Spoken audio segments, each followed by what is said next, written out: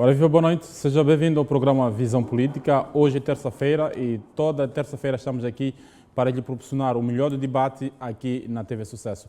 Hoje elegemos 4 temas que vão fazer parte da Visão Política de hoje.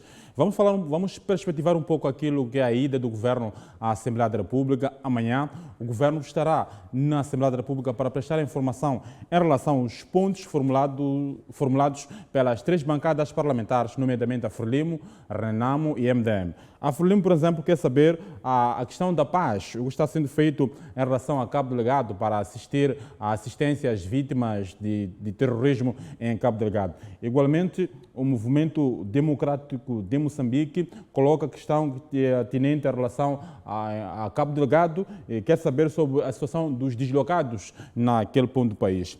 Também, igualmente, vamos debruçar um pouco em relação àquilo que foi a carta da Igreja Católica, bispos da Igreja Católica escreveram uma carta manifestando a sua indignação em relação à questão de Cabo Delgado. Dizem que a exclusão social poderá estar por detrás desta integração dos jovens nestes grupos. Estamos a falar do terrorismo em Cabo Delgado. Igualmente, vamos refletir a questão do pronunciamento do comandante-geral da Polícia da República de Moçambique, Bernardino Rafael, que apelou aos agentes da Polícia da República de Moçambique a perseguir sem tréguas a junta militar, igualmente a Maré Nhongo, todos aqueles que não querem ou rejeitam integrar o processo DDR. E por último, vamos tentar debruçar um pouco sobre a questão da Covid-19, que de alguma forma está a influenciar, está a impactar negativamente para o sistema de ensino e de educação. E para nos ajudar, ou melhor, o sistema de ensino e de saúde. E para nos ajudar a analisar esses pontos, contamos com a presença de João Colasso, que é analista político, igualmente professor universitário. E do outro lado temos Carlos Jack, que é analista político, igualmente advogado. Boa noite. Boa noite. Boa noite. Obrigado pela vossa presença aqui no espaço, no programa Visão Política. A primeira questão, vamos debruçar um pouco, conforme fiz a referência na minha parte introdutória, em relação à ida do Governo à Casa do Povo para prestar informação em relação às atividades que estão a ser desenvolvidas pelo Governo. Doutor Colasso, começo consigo, de uma forma, antes de entrarmos concretamente naquilo que foram os pontos colocados pelas bancadas parlamentares da Frelimo, da Renamo, assim como do Movimento Democrático de Moçambique, em relação às questões atinentes às vítimas de terrorismo em Cabo Delgado. Como é que olha para a ida do Governo para a Assembleia da República? Boa noite mais uma vez, obrigado pelo convite, Mário. Eu acho que as expectativas por parte não somente das bancadas, como dos cidadãos moçambicanos são altas, em função dos últimos acontecimentos que foram profundamente dramáticos para aquilo que é, portanto, a estabilidade e a normalidade da vida das comunidades locais, mas do próprio país em si. Portanto, a ida do Governo amanhã para a Assembleia da República, eu quero acreditar que questões relacionadas com ajuda humanitária, ou seja, que tipo de atividades o Governo, portanto, estará a realizar ou desenvolver para acomatar o desastre humanitário que existe em Cabo Delgado em consequência da instabilidade militar provocada, portanto, pelos insurgentes, é muito alta. Temos cerca de quase 1 milhão, acho que diria que é muito, cerca de 350 mil cidadãos em situação de deslocados, em situações deploráveis e a pedirem, portanto, por uma ajuda urgente por parte do Governo e também por parte das instituições de ajuda humanitária. Penso que essas questões o Governo fará referência, bem como também aquilo que tem sido, portanto, a discussão em espaços públicos sobre a maneira através da qual Moçambique pode procurar diminuir o impacto dos ataques dos insurgentes. Refiro-me, portanto, à necessidade de busca de apoios externos para acomatar o impacto destes mesmos ataques. Portanto, há uma relativa diferença de opiniões ou de posicionamento que tem sido visto como aquele que põe em causa ou não o problema da soberania nacional.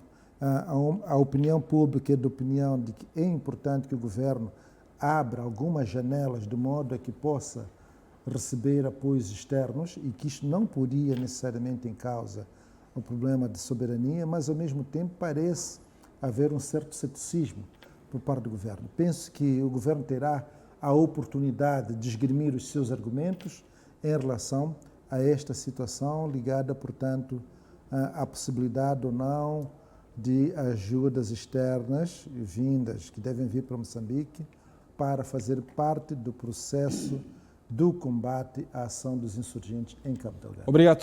Dr. Carlos Jack, vou para si. Como é que olha para esta ida? Qual é a sua expectativa em relação a esta ida do Governo à Assembleia da República? Recentemente, a União Europeia fez uma doação, tendo em conta a questão da assistência humanitária em Cabo Delgado. Dia após dia já assistimos a questão tende-se a agravar a questão da assistência humanitária em Cabo Delgado devido aos ataques armados. Qual é a sua expectativa em relação à ida do Governo à Assembleia da República? Boa noite, obrigado pelo convite uma vez mais e saudações aqui ao meu grande amigo João Colasso, que já há muito tempo não estamos juntos. Eu penso que os pontos fundamentais foram aflorados pelo Colasso e não há dúvidas que a expectativa também é de sabermos com certo detalhe, eventualmente, qual é a posição da SADC em relação ao problema de Moçambique, porque parece que a informação não está a fluir cá para nós e também aquilo que será, qual é a posição da Tanzânia em relação a esta matéria, porque Moçambique foi um país sacrificado pelos países para ajudar os países vizinhos, o Zimbábue, a África do Sul, a zona austral da África praticamente foi a linha da frente, foi comandada por Moçambique e hoje Moçambique está numa situação difícil que se vai alastrar para os outros países e que efetivamente nós não temos nenhum conhecimento qual é a posição clara em relação a isso. Eu penso que será a oportunidade ou seria a oportunidade de o Governo esclarecer sobre esta matéria, portanto, acrescentando aos pontos que o Colasso também perfilho, acho que são esses pontos que são fundamentais, porque hoje mais do que nunca, a situação de Cabo Delgado, que leva à colação, portanto, a problemática do sofrimento das populações, em termos de deslocações, aquilo que tem sofrido em termos de matanças, digamos assim, discriminadamente, e com a força, com a grande preocupação e empenho das forças de defesa de Moçambique, mas que, na verdade, as coisas não têm sido melhoradas ao longo deste tempo todo e que julgo eu que o Governo irá, certamente, espero, esclarecer com mais detalhe essa situação que o povo moçambicano está a sofrer, porque não é só Cabo Delgado, sofremos todos nós. Não é? Muito bem. Dr. Colasso, em relação à questão de Cabo Delgado, a Frelimo certamente coloca aqui como ponto a situação da paz. Provavelmente está a falar de uma forma holística. Quando digo de uma forma holística, provavelmente esteja a analisar a questão da zona centro, a questão do norte do país, mas é um ponto que vamos debater mais adiante em relação à questão da zona centro. Que gostaria que se insistisse simplesmente a questão da zona norte. Como é que olha para a atuação do governo, a questão da assistência humanitária? A informação que nos chega é que há muita gente em Cabo Delgado que ainda está numa situação delicada, que o governo ou as instituições do governo não estão a conseguir dar assistência cabal a todos os moçambicanos que estão naquele ponto do país, que de alguma forma encontram-se numa situação delicada devido aos ataques armados. Recentemente recebemos informações que há moçambicanos que, por causa do terrorismo, deslocaram-se até a Tanzânia e a Tanzânia, por sua vez, deportou de forma compulsiva os moçambicanos, mesmo sabendo que esses moçambicanos não saíram de Cabo Delgado por iniciativa própria, mas devido aos ataques armados. Como é que olha para a iniciativa do governo? Acredita que o governo está a conseguir dar resposta à assistência humanitária em Cabo Delgado ou não? Bem, é uma situação bastante complexa, sobretudo quando se está num contexto de guerra ou de instabilidade político-militar.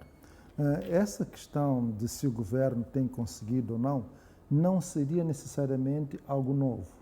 Em diferentes situações em que temos os problemas relacionados com desastres naturais e agora estamos diante de um conflito armado, a grande questão e a grande preocupação foi exatamente esta, quer dizer, não somente a assistência que o governo possa dar às populações que são vítimas, mas, sobretudo, a questão da eficácia, ou seja, até que ponto aquilo que é planificado pelo governo, até que ponto os recursos, as condições que o governo é capaz de reunir, tanto internamente como através dos seus parceiros de cooperação, chegam, na verdade, aos seus verdadeiros destinatários. Este é que é o grande dilema e o grande problema.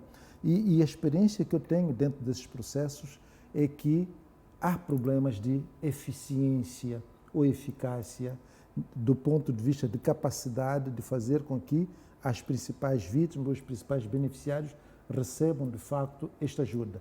E quando há reclamações desta natureza, de que a população não tem estado a receber convenientemente esses apoios, portanto, reunidos, organizados pelo governo, a mim não me causa absolutamente nenhuma admiração. Talvez seja necessário que o governo comece a repensar no seu modelo de ajuda às vítimas, tanto do ponto de vista de calamidades naturais, como no contexto atual da guerra de Cabo Delgado, porque o que se tem dito aqui, as ajudas chegaram até, entre aspas, a capital da província, mas o grande problema é a capacidade desta mesma ajuda descer até a base. Há, portanto, vários intervenientes dentro do processo, há vários atravessadores, e quando estamos em guerra, às vezes também é difícil haver um controlo rígido do ponto de vista logístico, mas também do ponto de vista de ações de monitoria do próprio processo, para que possamos ter, em última instância, a certeza ou a confiança de que as pessoas mais necessitadas, as principais vítimas, de facto, beneficiaram-se dessa ajuda do governo. Portanto, na minha opinião, isto surge mais como um desafio, porque há, de facto, problemas dentro deste processo. Não acredito que isto funcione com toda a eficácia necessária, porque esse não é o nosso historial, por aquilo que eu conheço em relação às ações de ajuda humanitária. Muito bem. Doutor Carlos Jack, vou para si. A questão que eu lhe coloco também, que o Movimento Democrático de Moçambique quer saber, tem a ver com a questão do assentamento definitivo dos deslocados do terrorismo em Cabo Delgado. Como é que olha para a questão do assentamento dos deslocados? Já acompanhamos várias vezes dirigentes, incluindo o Comandante-Geral da Polícia da República de Moçambique, a incentivar as populações a regressar aos seus pontos de origem, por entender que há segurança.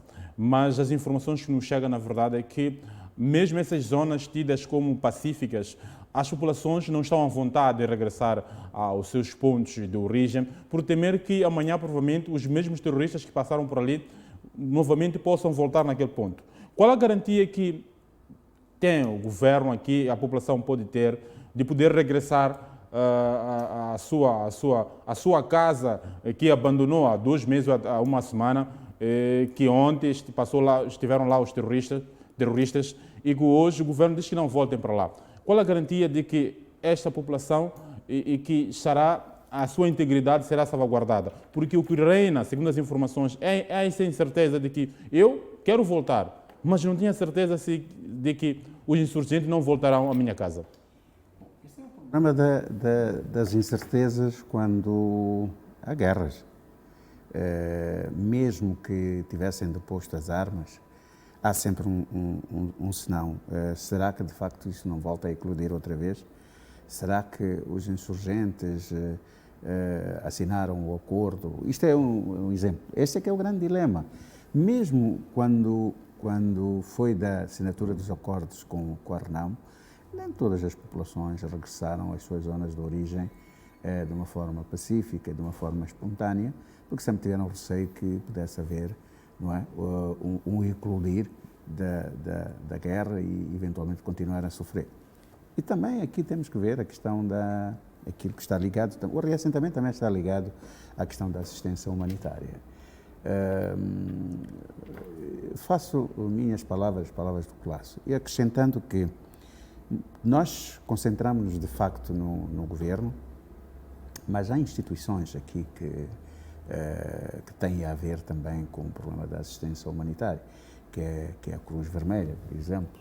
Não sei qual é a atuação da Cruz Vermelha nisto tudo, porque não se fala, também não vimos nenhuma movimentação da parte da Cruz Vermelha, e a Cruz Vermelha, portanto, é, nesta fase, a organização nacional, representada nacionalmente e internacional, que tem praticamente aparece como o braço direito, o aliado número 1, não é, na assistência humanitária. Mas quer-me parecer, posso estar enganado, quer-me parecer que a Cruz Vermelha não tem tido uma ação incisiva na assistência humanitária em Moçambique.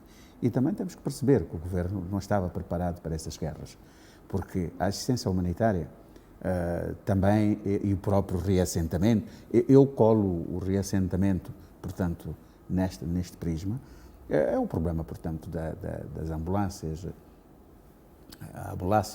ambulâncias de facto que possam socorrer as pessoas, que garantias é que têm as populações para voltarem, têm assistência médica, estão lá primeiro implantadas as tendas médicas para dar assistência médica, quer no aspecto do Covid, quer no aspecto das malárias e de outras doenças que são coladas a pessoas que estão, portanto, deslocadas das suas casas, que vivem no mato, contraem doenças, subnutrição, mal se alimentam-se, portanto, de frutos silvestres, outros até que podem vir a criar, ou que eventualmente até estão a criar, enfim, doenças, e pode haver até doenças endémicas que resultem, portanto, da alimentação que eles tiveram no mar.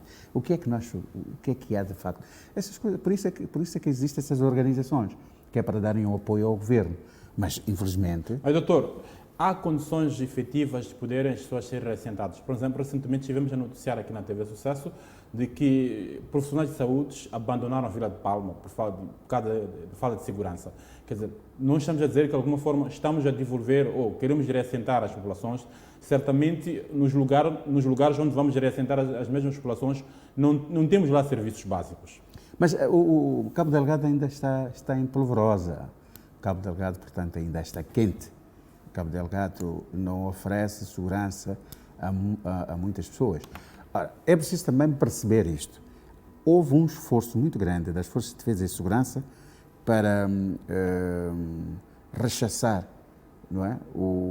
E eventualmente até afugentar os insurgentes em determinadas zonas, e criou zona tampão onde as populações poderiam ir.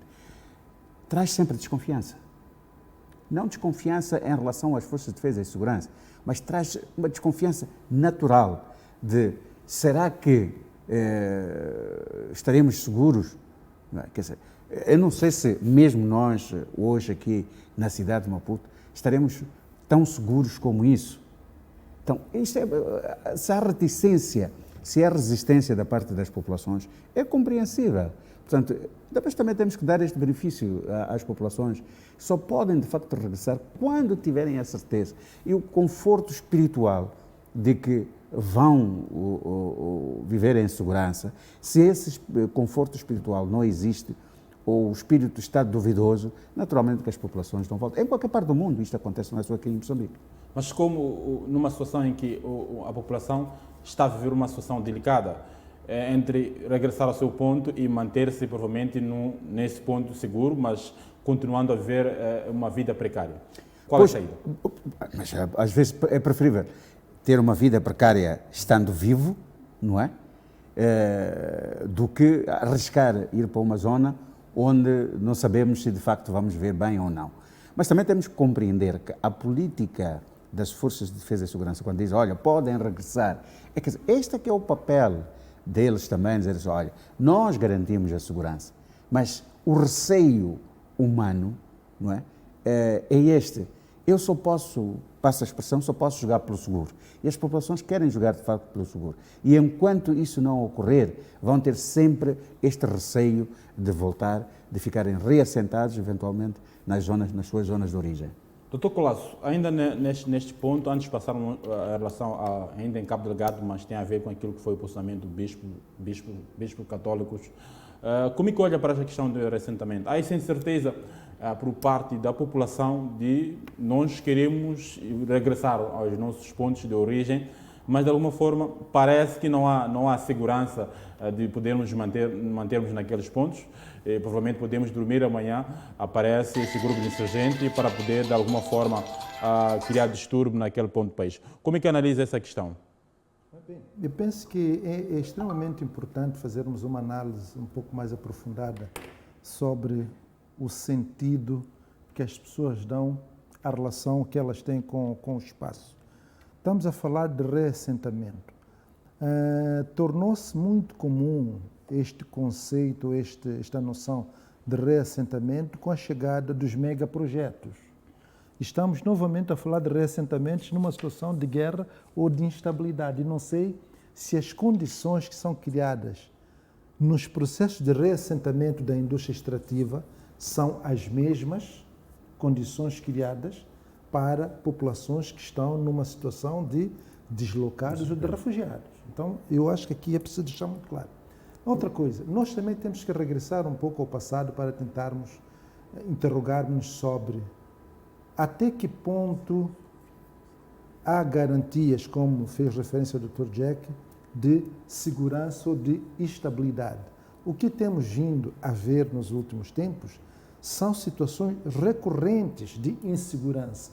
Portanto, as nossas gloriosas forças vão libertar, portanto, as zonas atacadas, destruídas pelos insurgentes, mas momentos depois nós cá recebemos a informação de que, olha, os insurgentes retomaram, atacaram, voltaram a criar instabilidade.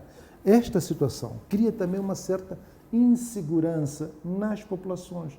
Daí também o seu medo de saírem de um sítio, de um ponto para o outro, no sentido que, mesmo que a gente saia daqui para o outro lado, possivelmente a situação não irá mudar. A outra dimensão, na minha opinião antropológica, também pode estar relacionada com o significado que as pessoas atribuem aos seus próprios espaços.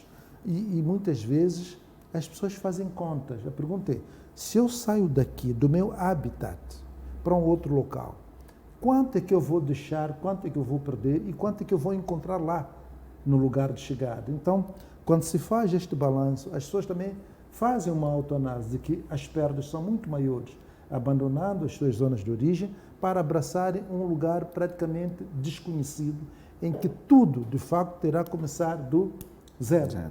Desde espaço para machamba, locais para estabelecimento de cultos de adoração em relação aos seus antepassados, enfim, uma série de manifestações culturais e espirituais que as populações não vão encontrar nos novos lugares, que elas abandonam os seus cemitérios familiares, os tais lugares de culto e de adoração. Enfim, há estes fatores que também têm de ser, portanto, colocados em consideração. A Carta dos Bispos. A Carta dos Bispos vem, na verdade, refletir uma preocupação mais geral da sociedade moçambicana em relação ao problema de Cabo Delgado. Penso que a mensagem que está por detrás da Carta dos Bispos é que a questão, para além do terrorismo que temos vindo a assistir, é muito mais profundo se nós olharmos para as dinâmicas relacionadas com a distribuição de riqueza. Portanto, eles falam de problemas de exclusão social. Sim. E a pergunta é, quando nós estamos diante de exclusão social, nós estamos a falar, muitas vezes, de pessoas que, de algum modo, têm consciência de que vivem no mesmo país, porém as oportunidades não são as mesmas para os seus cidadãos, que percebem que, apesar de um certo crescimento econômico, as oportunidades ou o desenvolvimento não chegam aos seus locais.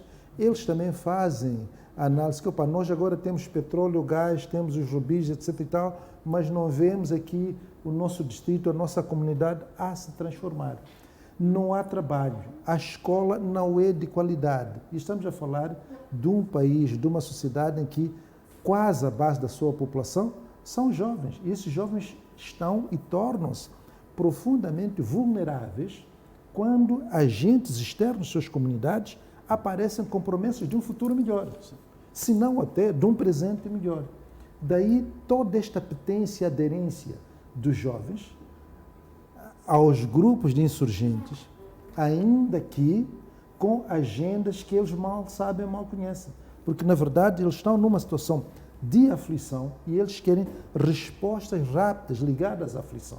E quem vier com a mão estendida, com a promessa de que, olha, vamos resolver o seu problema, é exatamente para estas pessoas que estes jovens, portanto, irão abraçar a causa. Muito bem, Dr. Carlos Jack, o Dr. Colasso já iniciou o segundo ponto em relação àquilo que foi a carta dos bispos da Igreja Católica que manifestaram a sua indignação em relação à questão de Cabo Delgado. Dizem que a exclusão social poderá estar por detrás da integração dos jovens nesta questão dos terroristas ou mesmo no meio, na onda de criminalidade naquele ponto do país. Igualmente, vamos trazer também a abordagem daquilo que foi a abordagem de Severino Nguema. Estamos a trazer essas duas figuras, tendo em conta a sua relevância. Temos a Igreja Católica, que é digamos, podemos assumir que é um braço direito do governo, concerne exatamente a questão de ajuda humanitária. Eles têm trabalhado arduamente naquele ponto do país. Severino Nguema, conhecemos, é um académico, é um filósofo bastante reconhecido no país, a nível internacional também, que traz as questões que têm a ver com questões étnicas, e isso poderá estar por detrás dessa questão de terrorismo em Cabo Delgado, em que as pessoas vão abraçando a criminalidade, vão se juntando aos terroristas, mas também coloca a questão também da exclusão social. Como é que olha para esta questão da exclusão que se levanta? Se olhamos um pouco, o governo recentemente começou com projetos de agência de desenvolvimento visando promover o emprego naquele ponto do país, o ADEN. Como é que olha para essa questão das assimetrias naquele ponto do país? Acredita que, de alguma forma, o Cabo Delgado teria sido esquecido pelo governo, olhando para as políticas públicas? Porque há essa percepção de que o Cabo Delgado terá sido esquecido e que esses jovens que atualmente integram esses grupos é por causa da falta de emprego, de opções, de falta de esperança, conforme dizem os sacerdotes. Gaza foi esquecido, Inhambane foi esquecido, Zambésia foi esquecido, Niassa foi esquecido, Tete foi esquecido, Maputo foi esquecido. Eu não sei, de facto, quer dizer, é que repara, Maputo tem o privilégio de ser uma cidade e a província de Maputo está a capital do país. Quer dizer, é esta a ilusão, não é? Ótica, mas que na verdade vimos muitos desenvolvimentos, muitos prédios, vimos muitas casas à venda, não é? Quem é que é capaz de comprar? Os jovens, já vimos aí a chamada Casa Jovem. Sim. Quantos jovens é que tiveram possibilidade de comprar e quantos jovens é que têm possibilidade de comprar? Temos um problema de emprego. Até jovens que trabalham nos bancos, que têm a possibilidade de ter um financiamento bancário, não é verdade? Não conseguem comprar, têm grandes dificuldades de viver numa casa arrendada tipo 1, tipo 2, porque a renda são 15, 20 mil, 25 mil meticais, o salário deles não dá. Estamos a falar desses que ainda têm um empregozinho, mas maior parte dos jovens, se andar aí, aqui na província de Maputo, na cidade de Maputo, aqui no meu distrito de Amarraquer, há pessoas que estão aí sem na beira, sem perspectivas, sem perspectiva de emprego, muitos com dificuldades de estudar. Portanto, eu não sei, quando falam de exclusão social, como uma das razões que levaram os jovens em Cabo Delgado a aderir aos insurgentes, eu acho que não. Eu acho que não, porque aderir à guerra é mesmo ser um suicida. Quer dizer, eu pôr-me num movimento contrário de guerrilha contra o governo estabelecido, porque eu quero ter melhor situação amanhã, quero melhor bem-estar amanhã. O idealismo político por aí, não acredito que seja esse. Agora, passam a ser zonas férteis de recrutamento por serem desempregados e serem, muitas vezes, levados, aliciados com um dinheirinho para uma determinada missão e quando se encontrarem, portanto, lá nos quartéis, já não podem sair e são obrigados a terem que pegar em armas. Quer dizer, não me parece que a história da exclusão social, por isso que eu comecei logo a províncias, outras províncias que não Cabo Delgado, porque na verdade, por exemplo, Inhambane é uma província riquíssima em tudo, até com praias e tudo, mas qual é o desenvolvimento? Gaza é a terra dos presidentes, não é? Mas que desenvolvimento é que tem Gaza? O que é que tem de especial? Se olharmos um pouco para a província de Cabo Delgado, estamos a falar dessas indústrias que estão a surgir naquele ponto do país. Há essa tendência de que a maior parte de que trabalham naqueles projetos vem da cidade de Maputo. Quer dizer, a mão de obra, quase 99% da mão de obra vem da cidade de Maputo. Recentemente vimos um músico também que reclamou essa questão, que quando são questões que não envolvem valor, vão pedir a ajuda dos nativos, mas quando são assuntos que envolvem dinheiro, trazem os técnicos, os profissionais para outro ponto do país. Este é que é o grande problema aqui em Moçambique, é querer criar choques entre as províncias, sai do Maputo, se calhar a pessoa que saiu do Maputo para Cabo Delgado é da Beira, mas saiu do Maputo.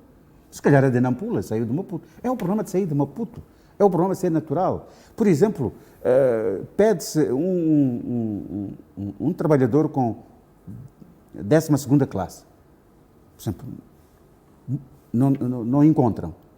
Onde é que vão buscar?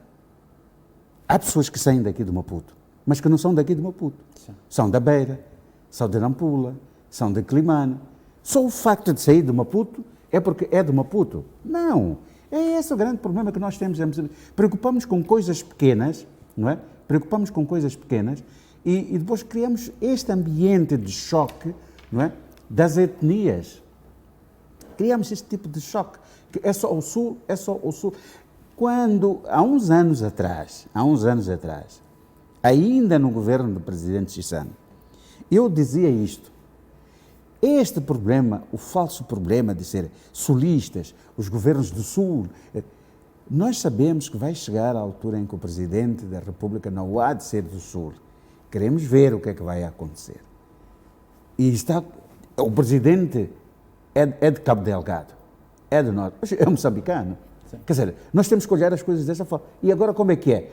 Não, porque os quimoanes com os macondes não se dão, já estão concentrados em Cabo Delgado com o problema das etnias, não é? Os do Sul, pois os do Sul já não têm o poder, mas ninguém se manifesta no Sul, ou os do Sul, em relação a isso. Mesmo quando os presidentes eram naturais do Sul, naturais de Gaza.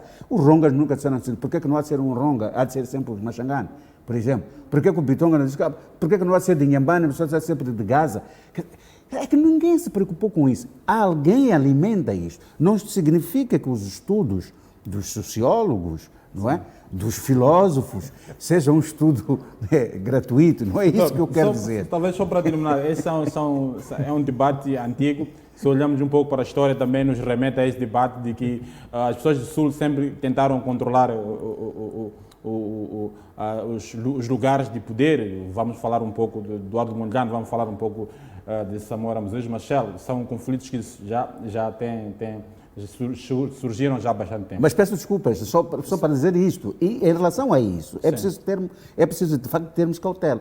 Sim. Os do Sul, os Samora Machel, o Eduardo Mondlane, pessoas influentes, pessoas muito importantes do Centro e Norte, eram eles que diziam, tem que ser o Chissano. Bom, há de ser o Gabuz. Agora, todos disseram, era o Nhus, é o Nhus. A verdade não funciona assim. Mas certamente existia uma ala que não concordava com essas É natural que isso aconteça. A questão que eu lhe coloco, a questão do governo estar a preocupar-se em colocar lá infraestruturas ou empresas, por exemplo, vou dar um exemplo de Adine, não é o prenúncio de que a questão de exclusão social poderá ou terá influenciado negativamente para que estes terroristas pudessem, ou os jovens pudessem integrar a estes grupos? Em Tete, quando foi da Vale, a Vale tinha termos de referência para o fornecimento de certos bens de consumo, a Vale. E muitos moçambicanos que tinham empresazinhas, não é? Não preenchiam os termos de referência, sentiam-se discriminados. Vieram pessoas da África do Sul. O que é que fez a CTA? A CTA disse, é preciso que a gente se organize. Organizem-se para, de facto, preencher os termos de referência. E é isso que nós temos que fazer. Não andarmos aqui a dizer que os outros é que vêm nos tirar os lugares. É preciso organizar-se. Uma empresa fornecedora, porque aquelas empresas têm termos de referência internacionais. Não são termos de referência, quer dizer, tens capacidade de fornecer tomate. Onde é que arranjas o tomate? Vais comprar um caminhão de tomate hoje, depois não sabes como, não tens capacidade de ir buscar tomate com regularidade. Como é que vão aceitar que sejas fornecedor de tomate? Portanto, este é que é um grande problema nosso aqui. Nós temos que nos organizar, Sim. Temos que, de facto, constituir empresas que possam preencher os termos de referência exigidos. Obrigado. Dr. Colasso, pode comentar antes de... É um aspecto realmente polêmico, o debate é bastante antigo, tenho também estado a acompanhar, mas o que eu queria, na verdade, realçar é que quando você está numa situação de pobreza, Sim. Quando você constrói este sentimento de que entre nós há diferenças, portanto, até há uma situação de exclusão, a vulnerabilidade dos indivíduos torna-se muito maior. Pode ser aqui em Gaza, em Sofala, agora em Cabo Delgado ou Niassa. As pessoas tornam-se vulneráveis e as pessoas, na verdade, sofrem com isso. Qualquer oportunidade, ainda que as promessas sejam falsas, de alguém que diz, olha, adira ao meu projeto que eu resolvo o seu problema, é exatamente para esta pessoa que traz aí um balão de esperanças, que essa juventude, portanto, vai se abraçar. Agora, se isto vai resultar ou não, isto é outra história. Mas acho que o Dr. Jack levanta um debate que vale a pena, de facto, desenvolver-se um dia. Não é? Obrigado, Dr. João Colasso. Permita-me contar com a participação de Derson Fazema, que igualmente também deixou o seu comentário em relação a esses pontos. Também, igualmente, Eduardo Chiziane, em relação aos pontos, a este ponto em Cabo Delgado, sobre as causas que estarão por detrás da integração dos jovens nestes grupos terroristas. Vamos acompanhar a nota de reportagem em que Alfazema defende que a exclusão social não pode ser a única causa da integração dos jovens nestes grupos terroristas. Já Eduardo Chiziane defende que é preciso, ou melhor, o governo precipitou-se ao iniciar o projeto de gás sem antes garantir a questão de segurança. Esta questão de projeto de gás poderá estar a agitar a população em Cabo Delgado e a originar a questão de conflito naquele ponto do país, mas também sem descartar a questão da exclusão social. Vamos acompanhar. A verdade é que a situação de Cabo Delgado é uma preocupação e todos nós, como moçambicanos, estamos à busca de respostas perante aquela situação atípica e anormal que vai acontecendo naquela região. E todos, enquanto não existe uma explicação definitiva, portanto, todos nós vamos dando as nossas opiniões, vamos dando os nossos palpites. Importante é ter em conta que essas posições, essas opiniões não são acabadas. Aliás, por exemplo, a questão de desigualdades sociais. Essa questão de desigualdades sociais não é só em relação a Cabo Delgado ou alguns distritos de Cabo Delgado. As políticas que existem no país não são políticas regionais ou provinciais, não é? As leis que existem não são também provinciais ou regionais. E existe, por exemplo, problemas de falta de emprego um pouco por todo o país. Mas nós não temos situação de terrorismo em todo o país. Então, é uma tentativa de encontrar uma explicação enquanto não temos uma explicação cabal e convincente para todos nós. Mas, de facto, é uma situação que preocupa e que todos nós queremos saber o porquê e, mais do que isso, queremos todos que essa situação seja definitivamente resolvida. Enquanto não é resolvido, todos falam e todos têm razão. Não podemos ver o problema da Cabo Delgado de forma monocausal. Dizer que o problema está ligado à exclusão social, o problema está ligado a razões económicas só, o problema está ligado a razões étnicas só, o problema está ligado a razões geoestratégicas ligadas à exploração dos recursos só. Não. Portanto, é plural o problema, não é? Mas também não está devidamente escrutinado de onde é que aquele assunto nasce, pelo menos para o grande público.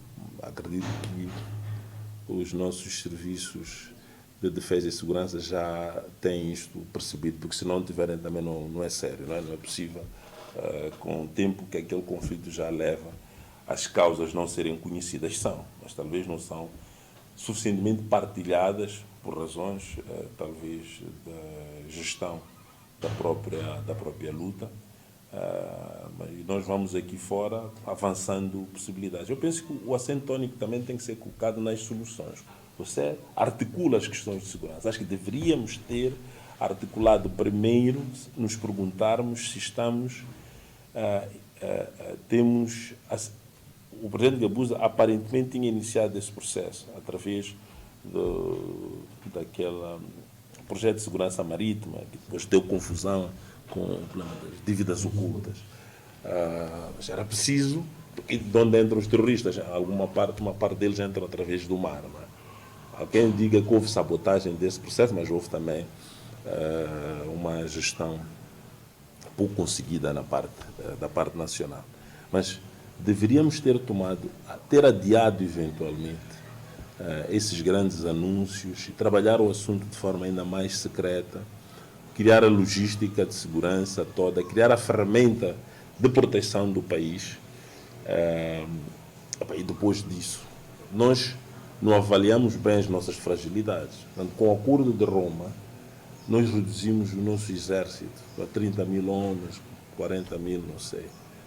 A extensão do nosso país e as complicações que agora estamos a ter, o investimento em equipamentos militares, etc. Não sei se sempre foi continuado ou não. Muito bem, acabamos de acompanhar Eduardo Cheziane, igualmente acompanhamos Derso Fazema, que é analista. Deixaram ficar aquilo que são a visão de cada um dos convidados em relação à questão de Cabo Delgado, as possíveis causas que estarão por detrás deste conflito, do que se sabe que a maior parte dos que estão a protagonizar esses atos são jovens. Um breve comentário, Dr. Colasso e Dr. Carlos Jack, antes de passarmos ao nosso terceiro tema. Bem, eu estou totalmente de acordo com as intervenções dos dois participantes de que as causas não podem ser vistas numa perspectiva unicausal, mas multicausal, ou seja, são fatores combinados, várias causas que podem, na verdade, estar na origem do conflito em Cabo Delgado. Colocado isto, penso que há vários estudos em curso, ainda inconclusivos. Estou de acordo também com a possibilidade de que o governo pode conhecer e não ter, portanto, conseguido tornar isto muito mais, tornar isto público para os cidadãos comuns. Em última instância, gostei muito, é a necessidade que Moçambique precisa agora, conhecendo, ainda que superficialmente, as causas, encontrar soluções para os problemas. Penso que vale sempre a pena começar, ainda que não tenhamos um conhecimento global das razões que podem estar por detrás. Mas acho que, em função daquilo que é a base de conhecimento que o país tem, deve-se agora apostar nas soluções. Doutor Carlos Jack, um minuto em relação à intervenção de Derso Fazema, assim como Eduardo Cheziane. Não, eu penso que dispenso qualquer comentário, visto que parece que reforçaram aquilo que foi a minha exposição aqui, não é? Obrigado, Dr. Carlos Jack. E para já partimos para o nosso terceiro ponto em relação à zona centro do país, a questão da paz naquele ponto do país. Neste preciso momento temos a questão da zona centro e da zona norte.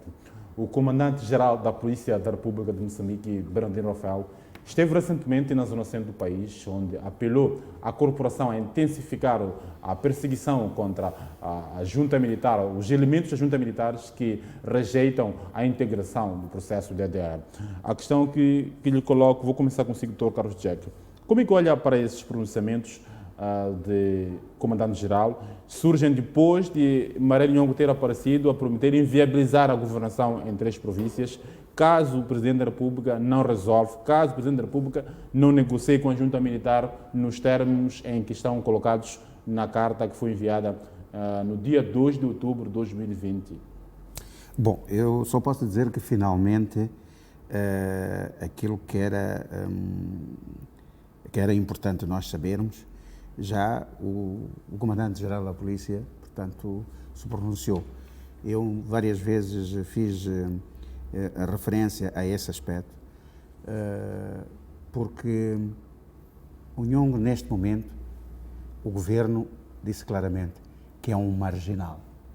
Portanto, não reconhecem que haja guerra no centro com o Nhongo é comandante das forças, não reconhecem, portanto, como um marginal, como um criminoso. Então, o criminoso é tratado como tal e quem tem a responsabilidade, portanto, de segurança interna é a polícia. Portanto, já estamos no âmbito da segurança interna, não no âmbito da guerra, no aspecto militar. Está claro agora. E é exatamente isso que o Nhongo pediu ao longo deste tempo. Porque se não nos acautelarmos, e sempre dissemos isso, se não nos acautelarmos, vai haver conversações, por exemplo, com o Nhongo, há de haver um entendimento com o Nhongo. Provavelmente poderá aparecer aí um Colasso qualquer também como um comandante, um Carlos Jeco qualquer como um comandante também insurgente, porque quer espaço político, quer um espaço, portanto. É este o grande problema, é esta questão que eu colocava várias vezes. Olha, o Presidente da República tem tido muita paciência com o Nhongo.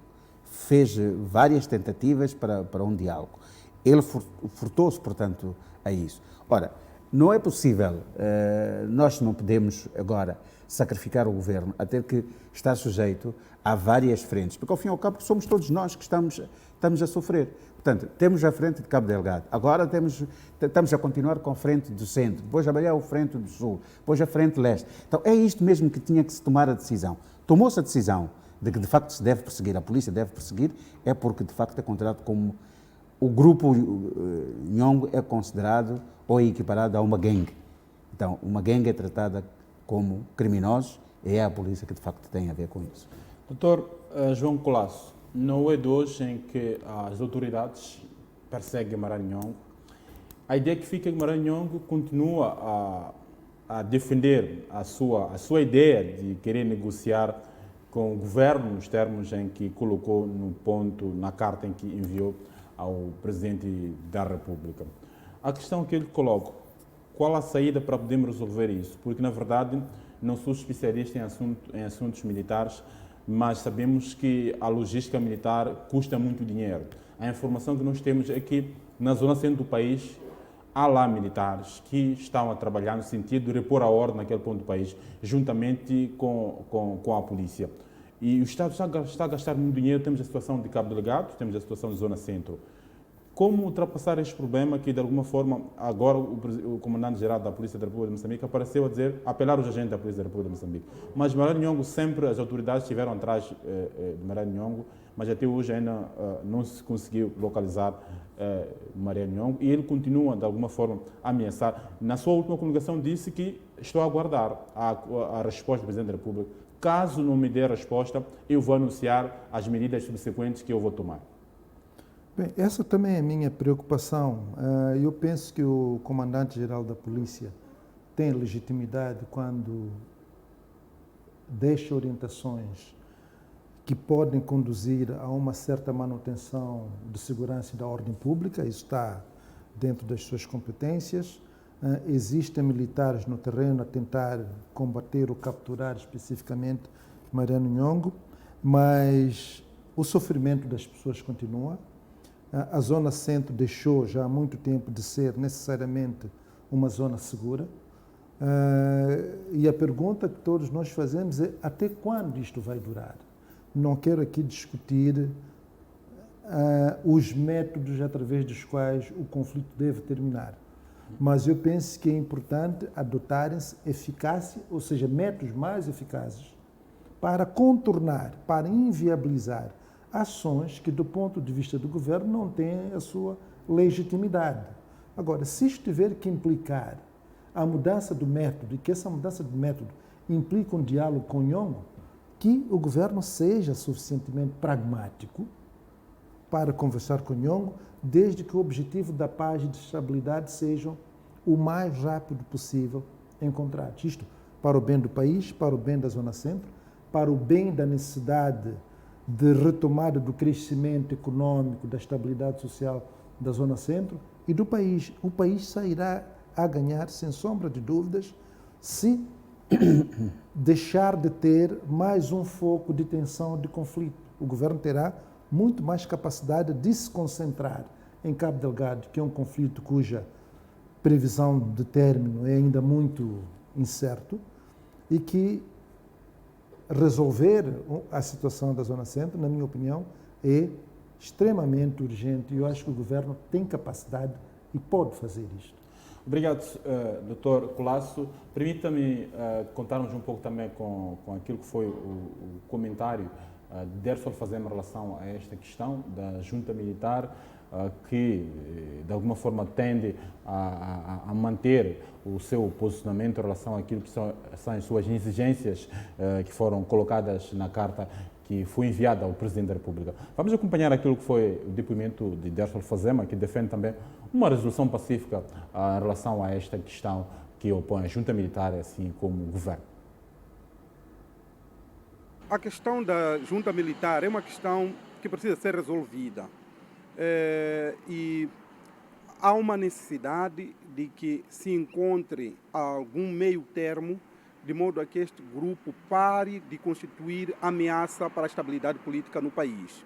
E o pronunciamento do comandante-geral da polícia, ele foi feito alguns dias depois do Mariano Nhongo ter proferido algumas ameaças. Eu penso que a tonalidade dos pronunciamentos do comandante-geral da polícia também foi, de alguma forma, pode ter sido condicionado pela necessidade de dar alguma resposta ou de reagir àquilo que foi a ameaça que também foi feita pelo próprio Mariano Nhongo. Mas enquanto não se resolve a situação da junta militar, enquanto aqueles membros da junta militar continuam nas matas e não vão todos se entregar no processo de DDR, nós vamos continuar sempre a ter essas situações de posicionamentos endurecidos, vamos ter sempre essa situação de uma paz ameaçada ao nível da zona centro. O desejável seria que se encontrasse consensos e houvesse algum diálogo e que fosse esclarecido a situação que tivesse que ser esclarecida para a tranquilidade dos próprios moçambicanos,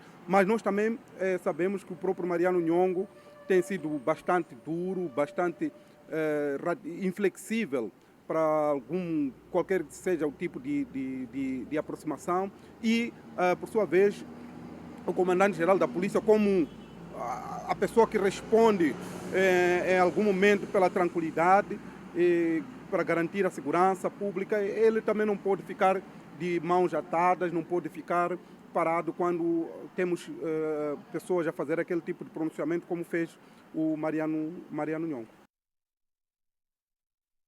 Muito bem, acabamos de acompanhar aquilo que é o depoimento de Derso Alfazema em relação a esta questão da junta militar. Também defende uma resolução pacífica para ultrapassarmos esta questão da junta militar na zona centro. Dr. Carlos Diego, provavelmente só para fechar em relação a este ponto, como é que olha para esta questão? Qual é a saída? O Dr. Carlos Diego diz que o governo, as autoridades devem tratar Maranhão como marginal. Mas temos aqui essa persistência de Maranhão. E se olharmos um pouco ao fundo, fica a ideia de que Maranhão, ele na ótica dele, está defendendo uma causa nobre. Quer dizer, ele não está a criar distúrbio, está a defender uma causa nobre. E que essa causa nobre parece estar disposto a levar até a últimas consequências. Não, eu não disse que deve ser tratado como marginal. Está a ser tratado agora como marginal, de facto. E de facto, tudo o que ele faz mostra ser marginal, porque o que é que ele dizia no princípio? Dizia que não estava satisfeito com os acordos, não foram cumpridos os acordos que tinham sido firmados com o Jacam. E depois vira-se contra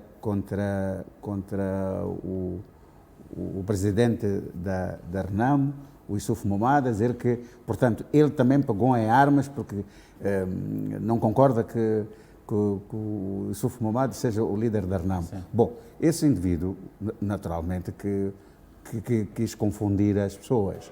Quer dizer, ou ele pega em armas e vai se insurgir contra os membros simpatizantes da Renamo e o Issoufou Momad, ou agora abrange todo o povo. Seja como for, A Polícia da República de Moçambique tem como atribuições, portanto, zelar pela segurança pública.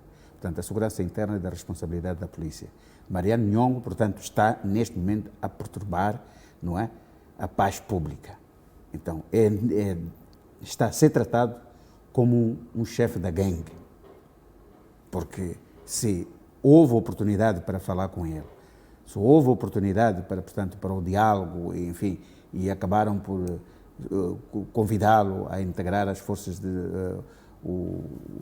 que estão a ser reintegradas e desmobilizadas, e certamente com um certo privilégio, porque acabou por merecer uma certa simpatia da parte do Presidente da República, do Governo, não é? E ele também desperdiçou essa oportunidade.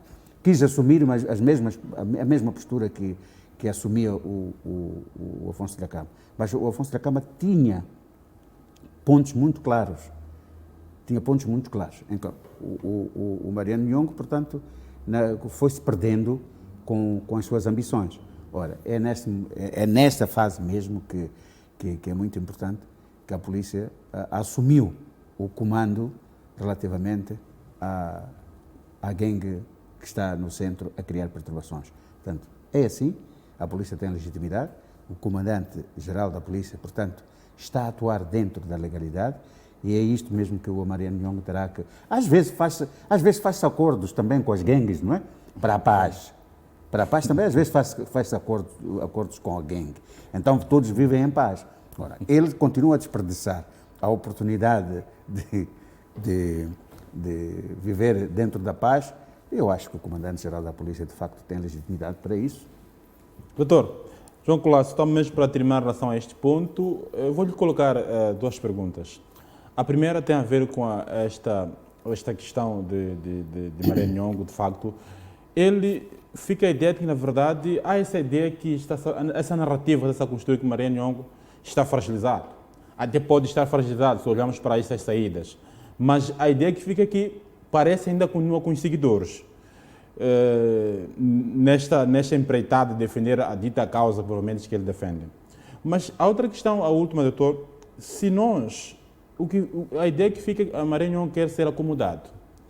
Se nós, como país, gastamos dinheiro em pagar mordomias aos dirigentes e que Mariano Nhongo está a criar distúrbio num ponto do país, já está a prejudicar a economia e já matou dezenas de moçambicanos, por que não providenciar a coisa que ele quer, que é dinheiro, acomodação? Vamos dar acomodação, vamos acomodar a ele, vamos sair deste processo e vamos ter a paz na Zona Centro.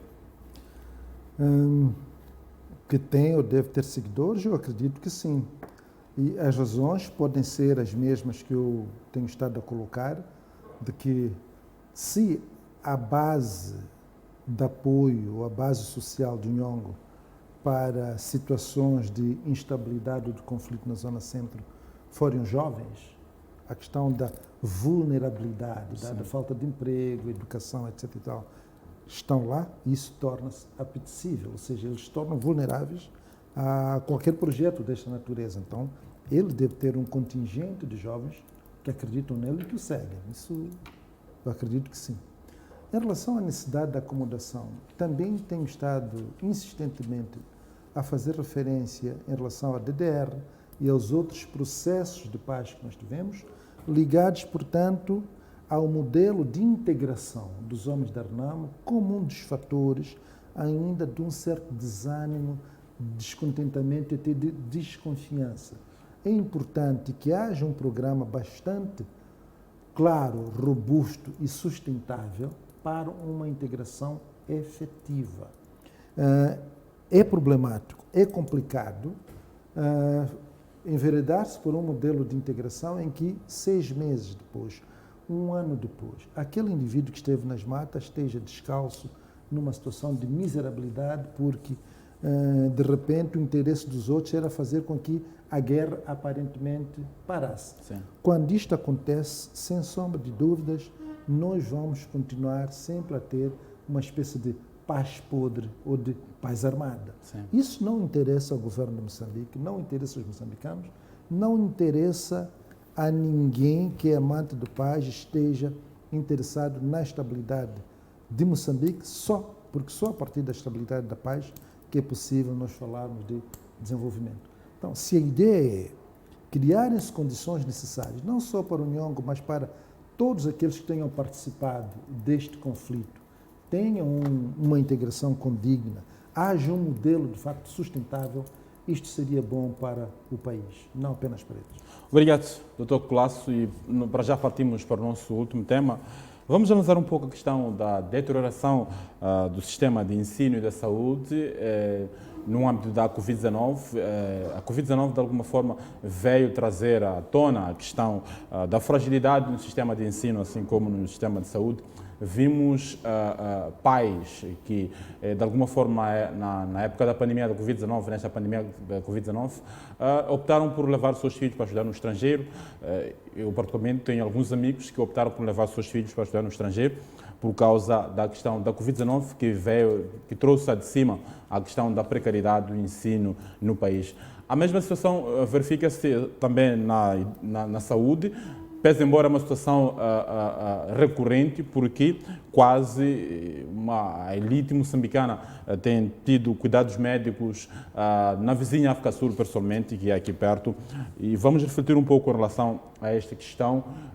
Quais são as questões que estão por detrás dessa fuga ou da saída dos moçambicanos à procura de cuidados médicos, assim como à procura de melhor educação. Estivemos a discutir há dias com o médico também, Filipe Ganhou, que disse que provavelmente uma das causas está na questão da falta de profissionais competentes que pudessem trabalhar de uma forma a prover os melhores serviços no lado da saúde, assim como na educação. Doutor Colasso, vou começar consigo na qualidade também de ser um ator ativo na questão da educação. Nesta pandemia do Covid-19, na verdade, a questão da fragilidade da educação veio à tona, porque parte das crianças estão a ter aulas à distância e que isso, de alguma forma, nem os professores são preparados para poder lidar com essa questão, nem os próprios pais encarregados de educação estão preparados para lidar com essa situação, o que, de alguma forma, agudiza a questão da precariedade do ensino. Como é que olha para essa questão da fragilidade do ensino que a Covid-19 tende a deteriorar cada vez mais? Bem, de uma forma geral, isso foi ao nível mundial, podemos assim dizer, sim, que o mundo foi pego de surpresa com a magnitude do fenômeno do coronavírus ou da Covid-19. Praticamente nenhum país estava preparado para fazer face a esta pandemia e Moçambique não foi, portanto, a regra. Mas Moçambique, comparado com outros países, nós estamos numa situação de vulnerabilidade muito maior do que os outros, do ponto de vista da educação, bem como da saúde. Em relação ao fator educação, assim que ocorreram casos de coronavírus, de Covid-19 em Moçambique, o governo tomou um posicionamento bastante louvável, na minha opinião, que foi de criar um decreto em que interrompia temporariamente as aulas, a todos os níveis. Penso que isso foi extremamente importante, muito embora isso, obviamente, fosse criado algum prejuízo do ponto de vista do processo contínuo das aulas, do ensino-aprendizagem. Mas, ao mesmo tempo que houve esse decreto de interrupção, ficou claro também que o fenômeno da pandemia não teria um tempo certo para a sua finalização. E penso que ali começam as grandes preocupações. Já perguntei, o que é que vamos fazer agora? Ou seja, que tipo de medidas o governo tem que tomar para garantir a retoma das aulas. Foi aí que, na verdade, todos os problemas que o nosso sistema de ensino e de educação tem, e estes problemas não são apenas conjunturais, sim, mas também são estruturais, vieram, portanto, ao de cima. E o país teve que correr às pressas para colmatar de forma muito superficial as grandes lacunas, portanto, existentes. Seja como for, ficou claro que nós não fomos capazes de dar conta daquilo que foram os grandes desafios criados pelo fenômeno do coronavírus. Não podendo regressar à sala de aula, perguntei como é que se poderia garantir o processo das aulas ou do ensino. o uso de tecnologias de comunicação, redes sociais, refiro-me aqui, portanto, a aulas via online. Tudo bem, mas vieram outros dilemas. A pergunta é, quantas famílias podem, na verdade, garantir que os seus filhos possam ter aulas via sistema online? Muito poucas famílias, se olharmos para a extensão da população do setor de educação em Moçambique, desde o nível primário até universitário, são poucas pessoas com condições de ter internet em casa, de ter um telefone smart, enfim, e uma série de condições. Quando nós voltamos para a aula do ponto de vista presencial, também demos-nos conta, se olharmos para o país como um todo, que as condições necessárias, portanto, continuaram ausentes. Portanto, refiro-me às condições higiênico-sanitárias, ainda constituem um grande problema, as condições das salas de aula, a forma como elas foram construídas e encontram-se organizadas ou estruturadas, problema de climatização, enfim, uma série de fatores que obviamente refletiram que estes problemas, a pandemia trouxe ao de cima aquilo que durante muito tempo foi sentido, mas também ignorado como sendo um problema. Portanto, não podendo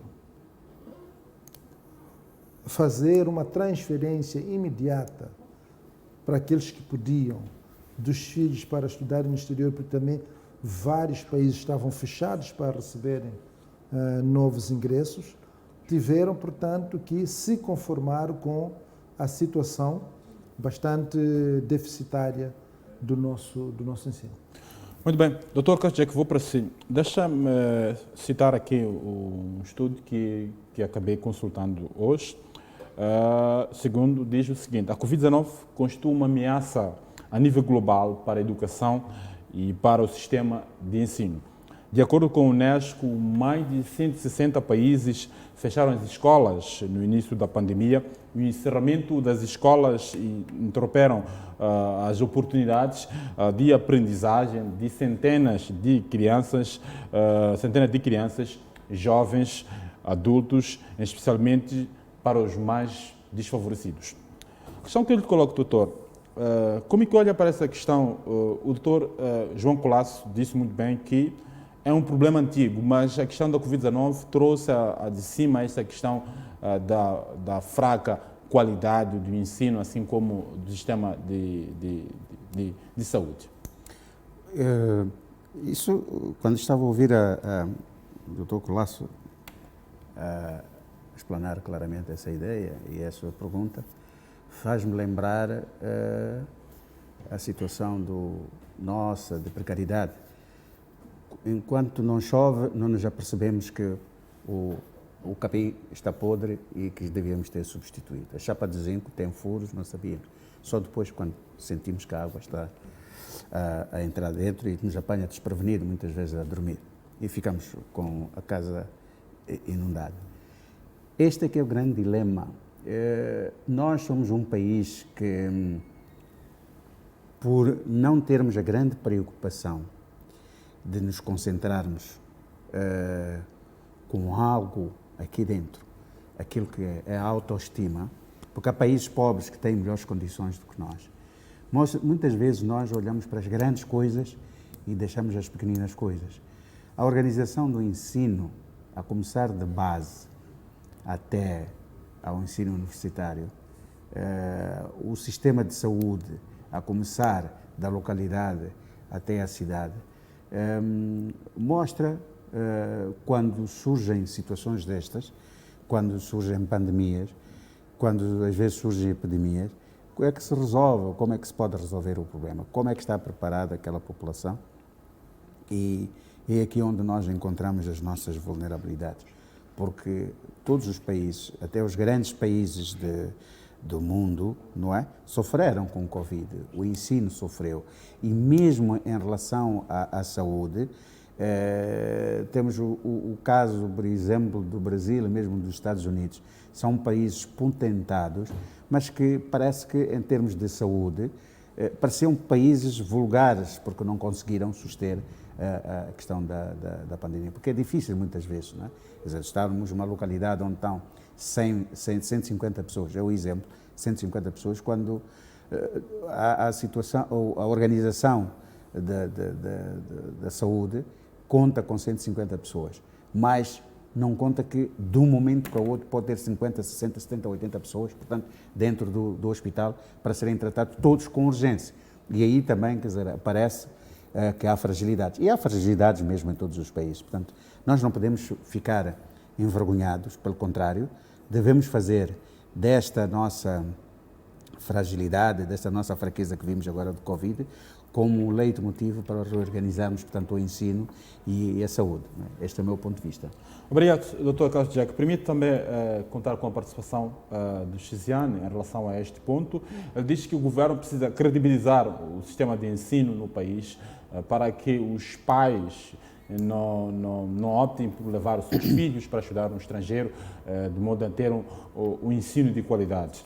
E também, no setor da saúde, defende a reestruturação do sistema de saúde para garantir a melhor qualidade para os moçambicanos. Vamos acompanhar a nota de reportagem de Eduardo Chiziane também, que deixa o seu parecer em relação a este ponto da questão da saúde e da educação.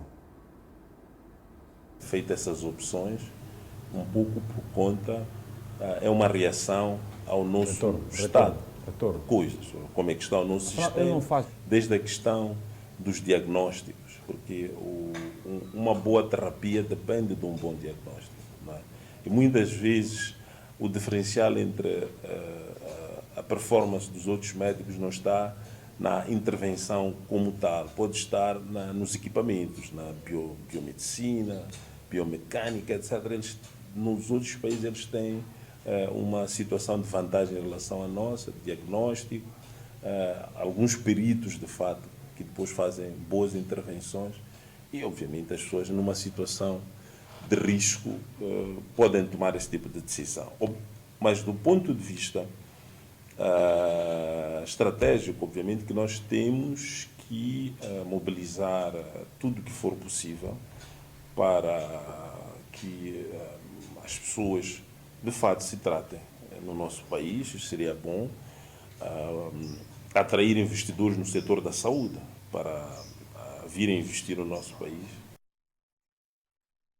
Muito bem, acabamos de acompanhar o Chiziane em relação àquilo que é o setor da saúde, que pede a reestruturação do sistema de saúde para garantir melhores serviços aos moçambicanos. Também vou pedir ao meu realizador para colocar no ponto em relação também à intervenção de Chiziane em relação àquilo que é o sistema de ensino, que pede a credibilização, diz que o governo deve credibilizar o sistema de ensino para evitar que os pais levem os seus filhos para estudar no estrangeiro. Vamos acompanhar.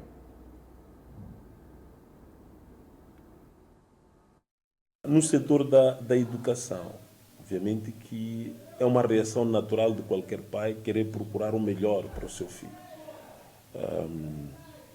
O governo tem que procurar impor sistemas de educação credíveis, bons para todos. Dirigentes que endossam os seus filhos para fora do país, de fato, não são poucos, existe esse fenómeno. Em relação ao qual também não podemos perder muito tempo em querer comentar. O mais importante para mim é haver uma capacidade nacional que está a ser desenvolvida e criada para que no futuro nós não tenhamos necessidade de, em grande medida, colocar as pessoas fora do ensino.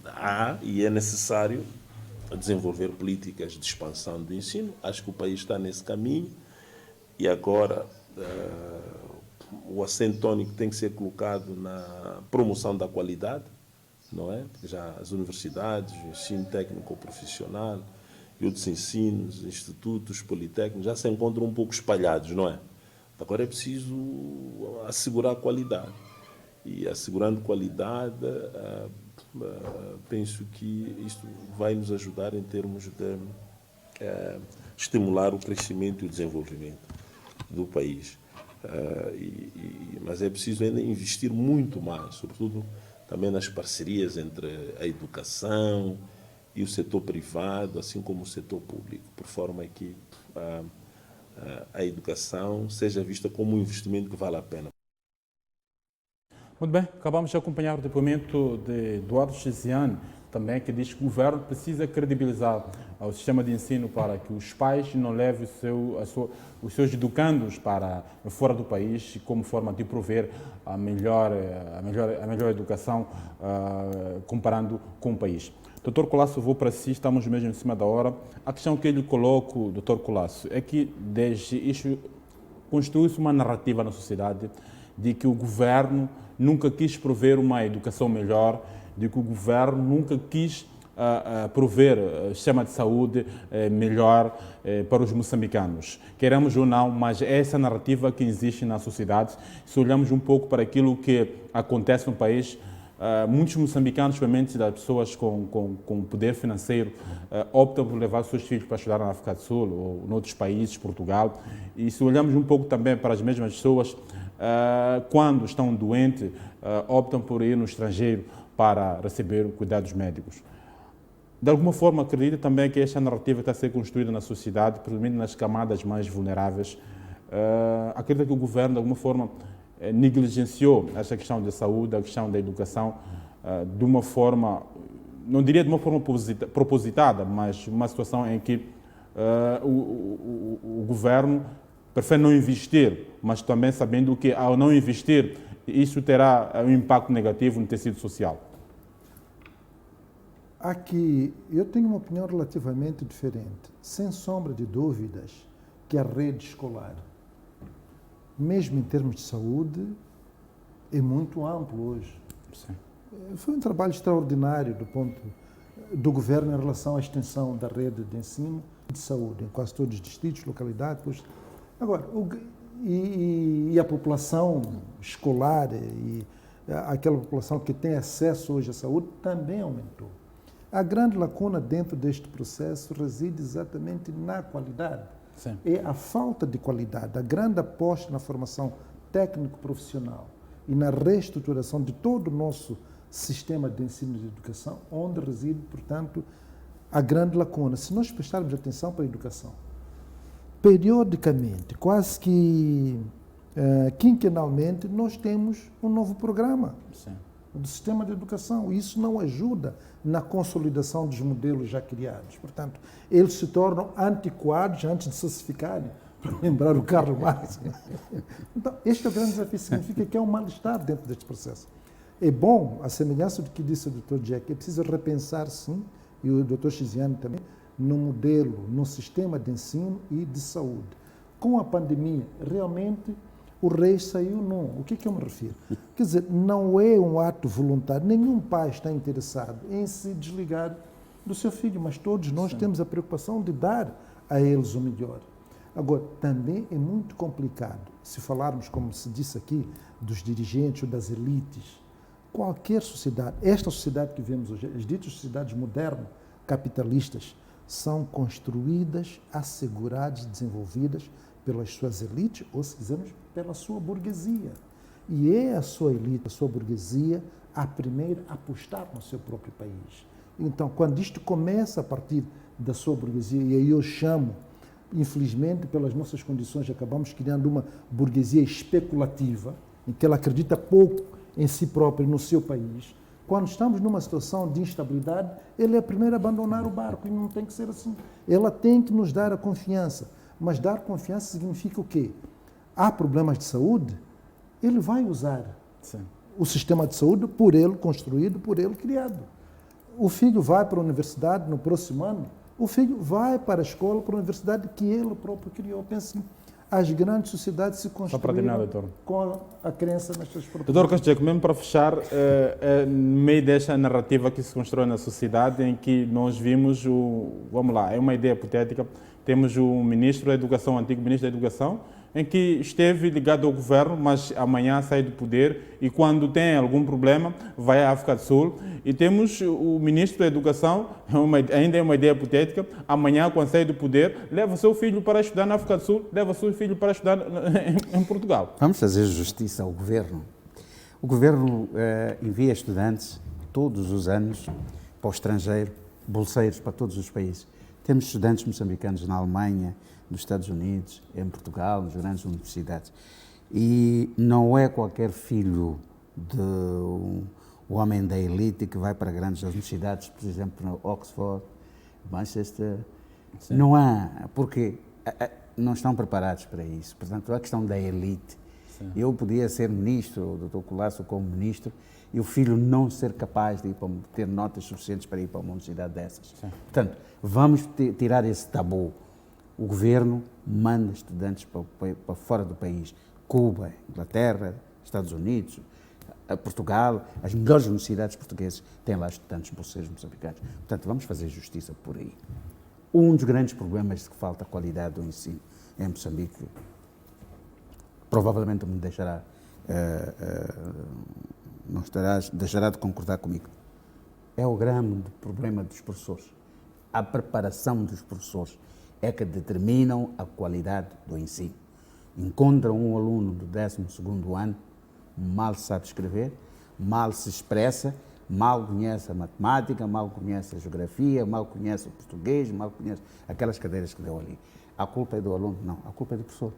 Portanto, o cerne da questão está no professorado. Em primeiro lugar... Já há interesse em investir na nossa educação, doutor? Desculpa. O governo tem interesse em investir na nossa educação? Bom, pode ter interesse e não investir convenientemente. Porque aí são as políticas de educação que devem ser as melhores políticas de educação. Agora, cada ministro da educação que passa tinha que nos mostrar que, olha, aquela foi a minha obra está aqui. Agora, quando encontramos um professor que mal fala português, e é professor de português, mal conhece a geografia, e é professor de geografia, bem, eu não sei se de facto o problema é do aluno, ou o problema é do professor, ou só do Ministro da Educação. E o Ministro da Educação passa, de facto, é aí onde aparece, tem que, de facto, apresentar políticas de educação que sejam muito mais incisivos para a qualidade do ensino. Se não fizermos isso, continuaremos sempre a ter o nível baixíssimo, portanto, de técnicos, sim, porque saem da universidade, de facto, não estão preparados para o mercado. Doutor Carlos Jaco, muito obrigado pela sua presença. Doutor João Colasso, muito obrigado pela sua presença. Assim colocamos o ponto final da presente edição, com a promessa de voltarmos na próxima terça-feira com mais temas que marcam a atualidade. A todos que nos acompanharam, uma feliz terça-feira. Boa noite.